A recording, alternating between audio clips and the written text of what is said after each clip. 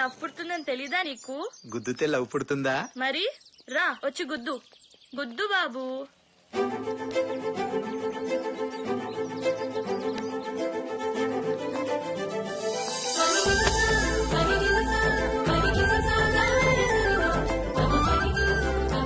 అన్నా సిగ్గా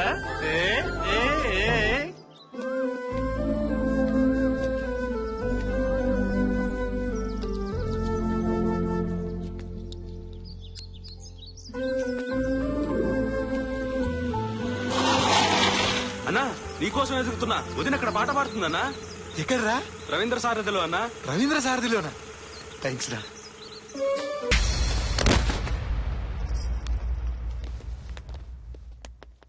నీలు నీలు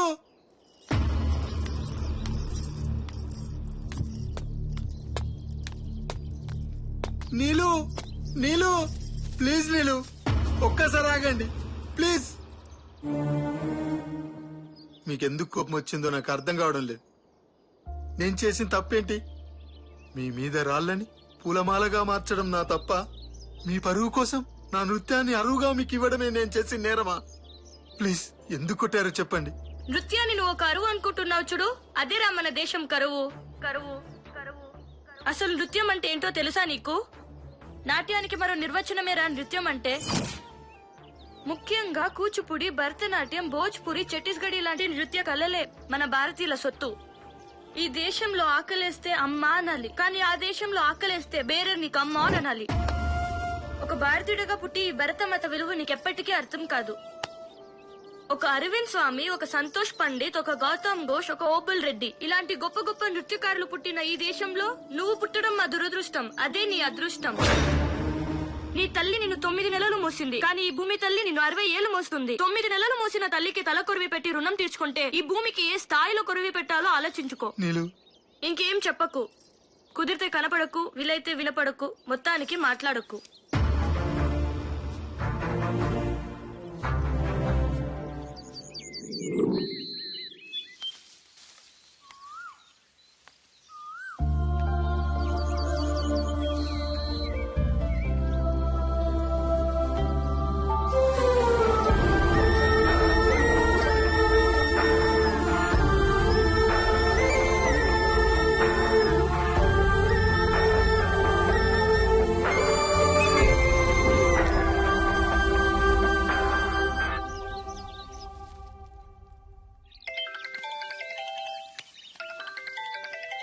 నీతో కొంచెం మాట్లాడాలి, పైకి రా.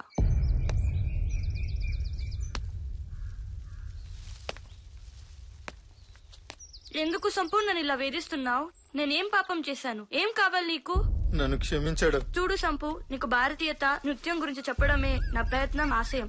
ఆ ఆశయంలో నీకేమైనా గాయాలు తగులుంటే నన్ను క్షమించు. చూడు నీలు, జీవితంలో ఒకటి గుర్తు పెట్టుకో. చేప సముద్రంలో బ్రతికినంత మాత్రాన దానికి ఉప్పు రుచి గురించి తెలియాలని రూలేమీ లేదు. అలాగే నేను ఈ దేశంలో పుట్టాను.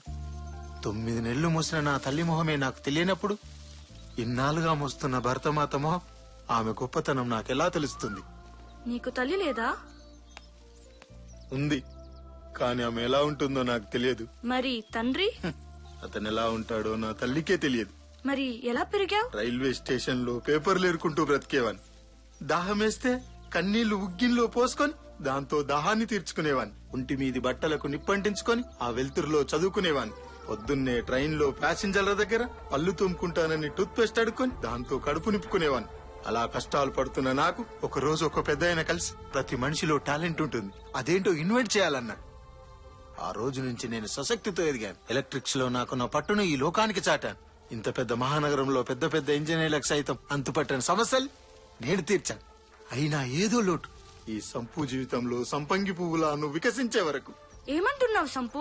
నా వెనకాల ఎంతో మంది అమ్మాయిలు పడ్డా నేను మాత్రం నీ వెనకాల ఎందుకు పడుతున్నానో తెలుసా? నీ రూపం ఆపం, నీ నవ్వు పుష్పం, నీ ప్రేమ వడగాలి, నీ చూపు చిరుగాలి. నేను నిన్ను ప్రేమిస్తున్నాను నీలు. పర్వాలేదు, టైం తీసుకుని ఆలోచించి చెప్పు. నీ అంగీకారం కోసం ఎదురు చూస్తుంటాడు ఈ సంపు. ఆలోచించడానికి ఏం లేదు సంపు. నేను నిన్ను ప్రేమించడం లేదు.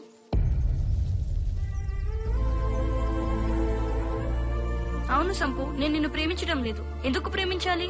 ఎస్, నువ్వు అందగాడివే. నేను ఏ అమ్మాయినా ఇష్టపడాల్సిందే. నీ రూపం గుర్తొచ్చిన ప్రతిసారి నాలో తెలియని రసస్పందన కలుగుతుంది. అందం, టాలెంట్, ఇవే నా ప్రేమకు కావాల్సిన అర్హతలు. నీ తల్లిదండ్రులెవరో నీకు తెలీదు, నీ ఊరేదో నీకు తెలీదు, నీ కులం, గోత్రం ఇవేమి నీకు తెలీదు.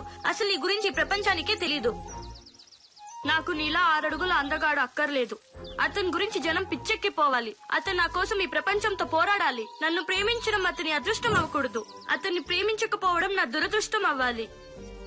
నన్ను ప్రేమించేవాడు 100% మగాడై ఉండాలి. 99.9% అయినా నాకు అక్కర్లేదు. నన్ను మర్చిపో సంపు. నీలో ఏమైనా ఆశలు రేపుంటే నన్ను క్షమించు.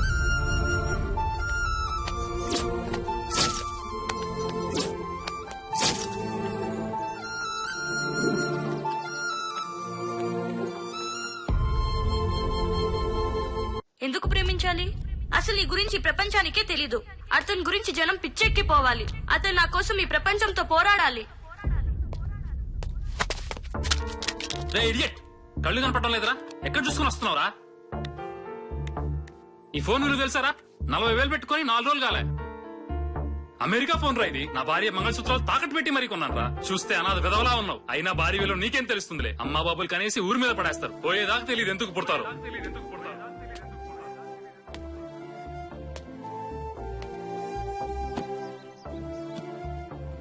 ఇంతేరా, ఇంతే.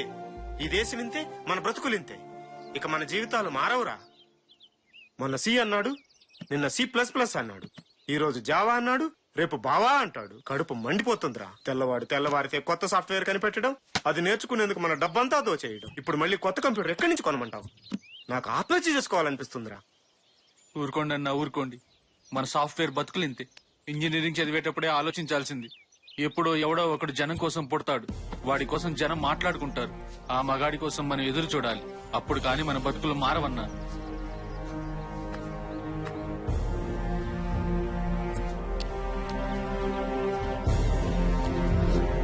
తెల్లవారితే కొత్త సాఫ్ట్వేర్ కనిపెట్టడం, అది నేర్చుకునేందుకు మన డబ్బంతా దోచేయడం. ఇప్పుడు మళ్ళీ కొత్త కంప్యూటర్ ఎక్కడి నుంచి కొనమంటాం? అన్నా, మీరేంటి ఇక్కడ? ఎరా శాస్త్రి, ఏంటిలా ఎలా ఉన్నావు? మీ దయ వల్ల బాగున్నానన్నా. చాచా, నా దయ ఏంట్రా, నీ కష్టార్జితం. భలే వాడివన్నా. టెక్నాలజీ రాబోతుందిరా అని చెప్పి టెస్టర్ పట్టుకుని నా చేతుల్ని టెస్టింగ్ టూల్స్ వైపు నడిపించావన్నా. ఇంటర్నెట్ కేఫ్ పెట్టుకుని కొద్దిగా సెటిల్ అయినన్నా. ఇంటర్నెట్ కేఫ్ అంటే చాయ్ సమోసా బిస్కెట్స్ అమ్ముతారు అన్నా. అది ఇంటర్నెట్ కేఫ్, చాయ్ సమోసా కేఫ్ కాదు. అంటే అక్కడ ఏం చేస్తారు? ప్రపంచం మొత్తం అక్కడే కూర్చొని చూడొచ్చు. ఇదిగో, ఇది లేటెస్ట్ మోడల్. ఈ మధ్యనే మార్కెట్ లోకి వచ్చింది. రాకెట్ కన్నా స్పీడ్ గా పనిచేస్తుంది. సినిమాలు, కరెంటు బిల్లులు అన్ని ఇందులో ఉన్నాయన్నా. అద్భుతం. కంప్యూటర్ అంటే ఇదేనా? అవునన్నా, ఇదే. ఎంత అవుతుంది? 70,000 అవుతుందన్నా. వాట్, 70,000? అవునన్నా. ఆ డబ్బుతో సెకండ్ హ్యాండ్ కార్ వస్తుంది కదరా. ఏం చేస్తామన్నా? అసలు ఏముంటుందిరా ఇందులో? ఇవే. ఏంటి, ఈ కెపాసిటర్ కండక్టర్లు పెట్టి 70,000 అమ్మేస్తున్నారా? దారుణమైన మోసం. అవునన్నా, అడిగే వాళ్ళే లేరు. వీటిని తయారు చేయడానికి 2,000 కూడా కాదు, వేలకు వేలు దోచుకుంటున్నారు. మీరు ఎందుకు అడగట్లేదురా? ఏం అడుగుతావన్నా? ఎక్కడో తెల్లవాడు తయారు చేసి పంపిస్తున్నాడు, ఇక్కడ వాళ్ళు అమ్మేస్తున్నారు. ఏంటి తెల్లవాడా? భారతీయ కంపెనీలు ఏం తయారు చేయట్లేదా? లేదన్నా. ఎందుకు? అసలు ఈ ప్రశ్న ఎవరు వేసుకున్నట్టు లేదన్నా. మన వాళ్ళ దగ్గర టాలెంట్ ఉన్నా ఎందుకో తయారు చేయట్లేదన్నా. అన్నా, మీలాంటి జీనియస్లు ఆలోచించాల్సిన టైం వచ్చిందన్నా. సరే అన్నా, నేను వెళ్ళొస్తా. మంచి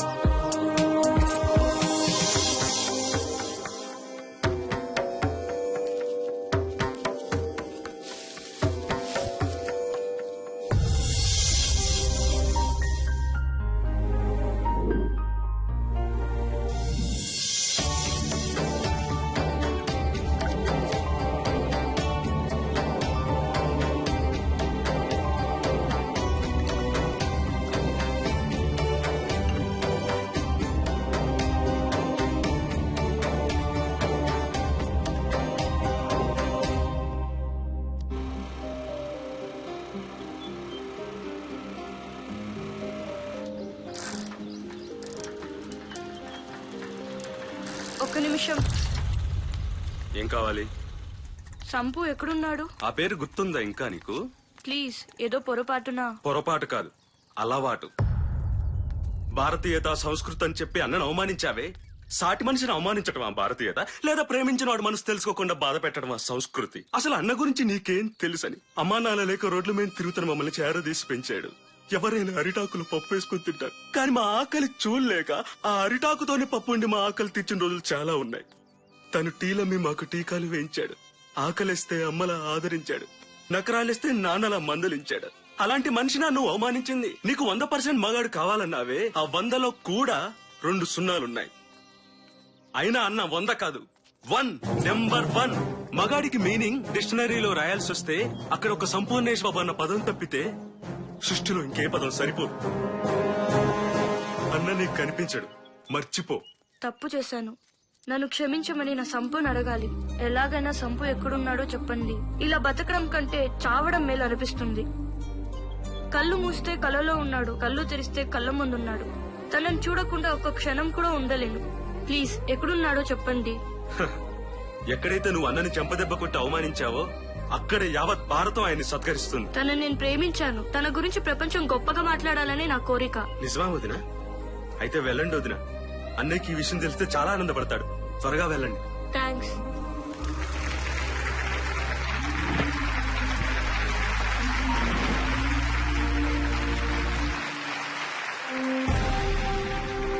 ఇప్పుడు కమిషనర్ గారు కంప్యూటర్ ని ఆవిష్కరిస్తారు.